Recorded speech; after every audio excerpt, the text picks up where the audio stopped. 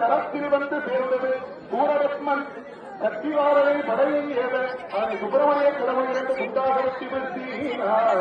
சுப்பிரமணிய கடவுள் ஞான சக்தியால் வேலாயுதத்தை எடுத்து ஏத அவனை கண்ட சூரபத்மன் கண்டு அஞ்சி இருளும் நீங்கி சூரன் சமுத்திரத்தில் மாமரமாகிறார். இதனை அறிந்த சுப்பிரமணிய கடவுள் வேலாயுதத்தினால் மாமரத்தை இது தொண்டுகளாக பிளக்க சாகாவரம் பெற்ற சூரபத்மன் குருவகதி மகிழாகவும் மறுபகுதி சேவல் கொடியாகவும் இருந்தார்.